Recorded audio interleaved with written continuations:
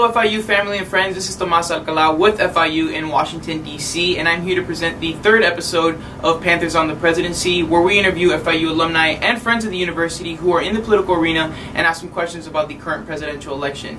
This week I'm joined by Ana Quintana, who is a fellow FIU alum and a policy analyst on foreign policy in Latin America here at the Heritage Foundation. Anna, thank you for joining me this week and for hosting me here at the Heritage Foundation. Well, no, thanks for having me. And I'm so glad you guys are here. So, before we begin, can you give us a little bit of background on the Heritage Foundation and what it is that you do here? Sure. So, Heritage is a conservative think tank. We've been around for about 40-something years, and we are a research and educational institution.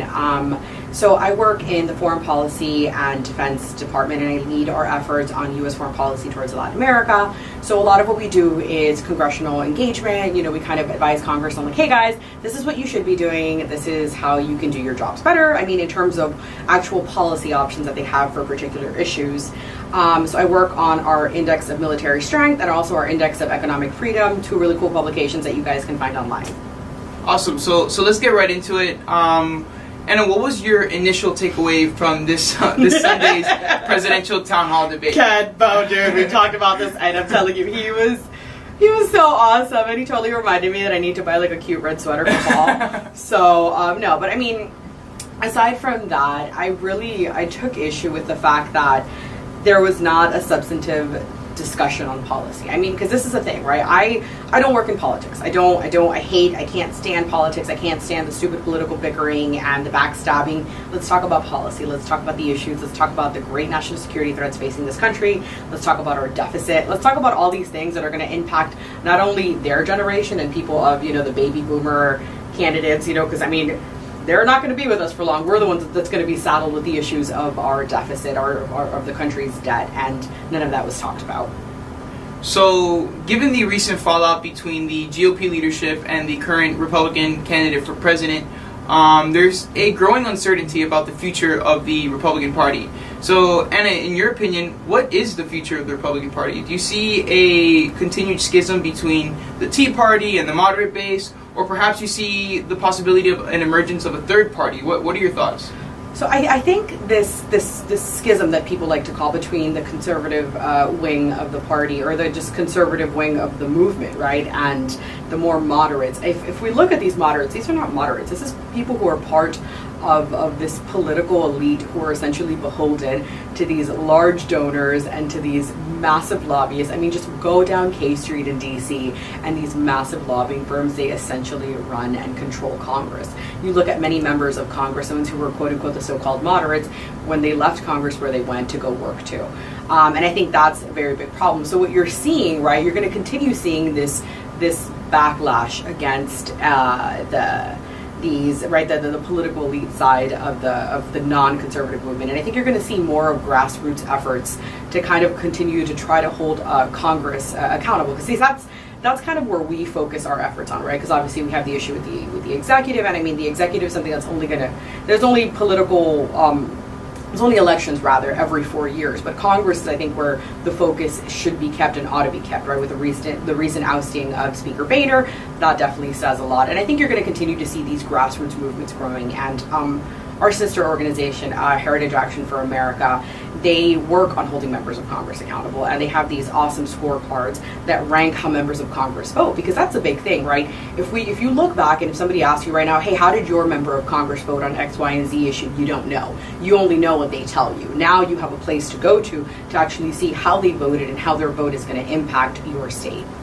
So staying on the topic of the future of politics, what do you think will be the residual effects of this current presidential election? Do you think that there's going to be a sudden incarnation of Trump-like personalities? And has the bar for political rhetoric been lowered for future elections to come? Or is this just an anomaly of the current election, given the circumstances? I definitely think it's an anomaly of this current election. And I think one of the folks who have had the largest role to play, who will I guess bear the burden all of this, is the media. Because if you look at coverage in terms of how much coverage the mainstream media dedicated, let's look back when we had 17 candidates on the Republican side, and I think it was up to 4 on the Democratic side. Look at how much coverage the media gave to particular candidates that fed their narrative, right? And that fed into, I guess, what was good for ratings and was not necessarily reflective of voter tendencies. And I think, one, that was a problem. So I think moving forward, right, I think I'm optimistic. I think there's going to be a rejection of this low level, I guess, lowest common denominator, just disgusting level of how politics has been reached and kind of this political rhetoric. I personally, I mean, I've never been supportive of them. There's a reason why my parents left Cuba, right? Why they left a dictatorship. They didn't want to experience one in this country as well. And I think that's something that a lot of our families, their experiences can resonate with. And not even if people don't necessarily have that background, people aren't happy with how things are. And it's not a political issue. It's on both sides. Both sides have really done the American public a disservice. And I think they're definitely going to have to pay for that. So Anna, I must ask, did you ever have a MySpace account?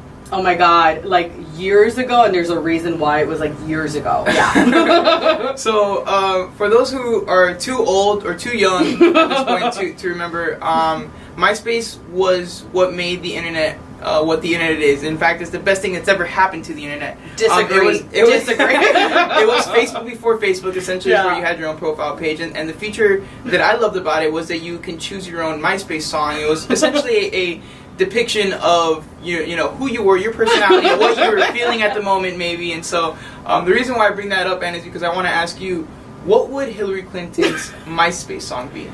One, that is the most Miami Hialeah Chico thing you have ever said.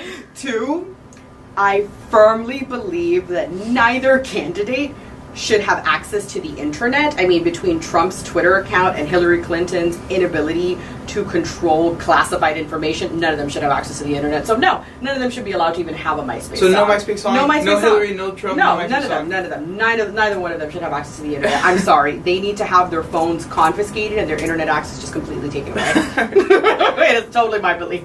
Fair enough. Well, Anna, thank you for joining me this week. I appreciate speaking with you. And so for the rest of our followers, thank you for tuning in.